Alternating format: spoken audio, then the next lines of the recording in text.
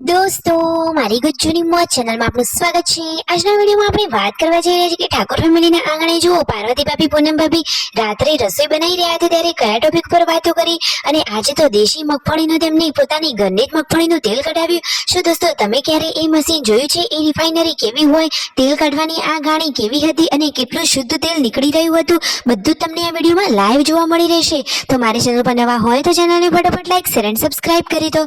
Full video in Thakor family channel દોસ્તો ફૂલ વિડીયોની link ડિસ્ક્રિપ્શનમાં મૂકેલી છે, ત્યાં જઈને તમે આખો વિડીયો વોચ કરી શકો છો। આવી ટૂંકી ટચુકડી લાઈવ લેટેસ્ટ ટ્રેન્ડિંગ માહિતી મેળવવા માટે કરી દો મારી ચેનલને ફટાફટ સબસ્ક્રાઇબ। તો તમે વિડીયોમાં લાઈવ જુઓ કે તેઓ મગફળીના રિફાઇનરીએ પહોંચી ગયા છે, એટલે કે અહીંયા આપણી દેશી ઘરની મગફળીથી ઘરનું શુદ્ધ તેલ આ રીતે કાઢી આપવામાં આવે છે। કેટલા મોટા મશીનો છે અને જેટલી મગફળી હોય એ પ્રમાણેનું તેલ નીકળતું હોય છે। ફાઇનલી 3 ડબ્બા તો ફૂલ પેક ભર્યા અને ત્રીજા ડબ્બામાં 3 કિલો આ રીતે ઘરનું શુદ્ધ તેલ તેઓ ખાઈ રહ્યા છે। તો ફાઇનલી તેલના ડબ્બા ગાડીમાં મૂકી દીધા અને પછી ગાડીની નંબર પ્લેટ સરખી કરાવી અને ગરમીના આ મોસમમાં તેમને તો ઠંડા પીણામાં પીધો સરસ મજાનો શેરડીનો રસ। જુત્તા જ મોઢામાં પાણી આવી જાય એટલો મસ્ત ઠંડો અને મસ્ત ટેસ્ટી શેરડીનો રસ હતો। ઘરે આવીને સરસ મજાની ઠંડી શક્કરટેટી ખાધી। ઉનાળામાં તો આવું બધું જ ખાવું જોઈએ। અને સંજયભાઈને લોકો ગયા હતા મિતાશની બાધા કરવા માટે, તો ફાઇનલી મિતાશની બાધા કરીને આવી ગયા તો બધાએ પેડાની પ્રસાદી લીધી। અને આ પૂનમ ભાભી કેટલી સરસ મજાની સાડી વિયર કરી છે, મને તો એમની સાડી સરસ ગમી। તો ફાઇનલી હવે ગાડીમાંથી બધું સામાન ઉતારી રહ્યા છે। જુઓ આ રહ્યા તેલના ડબ્બા, તો રણજીતભાઈ અને સંજયભાઈ તેલના ડબ્બા ઉતારી રહ્યા છે। અને આ થેલીમાં શું છે? તો એમાં છે ઘરનું કરિયાણું। અને પૂનમ ભાભી એક ખાસ વસ્તુ મંગાવી હતી, એ વસ્તુ કઈ છે તમને ખબર છે? એમને તો રાકેશભાઈ જોડે ઘરનો થોડો ઘણો કે એવો સામાન એટલે કે કરિયાણાનો સામાન મંગાવ્યો હતો અને આ એક પોતું મંગાવ્યું હતું।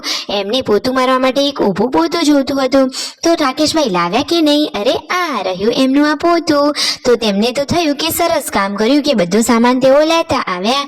ફાઇનલી ગાડીમાંથી બધા જ તેલના ડબ્બા બહાર કાઢી લીધા।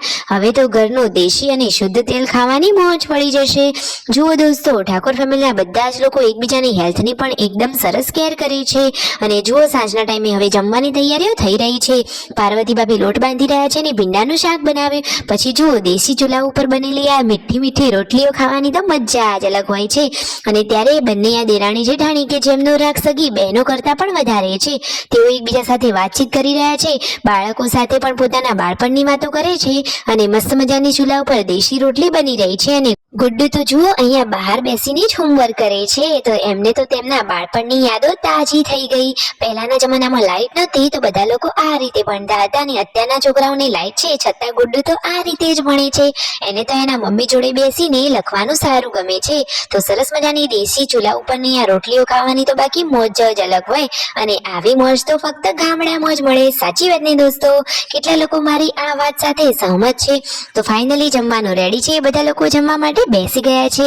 જમવામાં બનાવ્યું છે સરસ મજાનું ભીંડાનું શાક, બપોરનું સરસ મજાનું વાલોળનું શાક છે અને બાજરીના રોટલા અને ઘઉંની રોટલી અને દૂધ। બધાએ મોજ મસ્તીથી ખાધું પીધું। Like, share and subscribe my channel.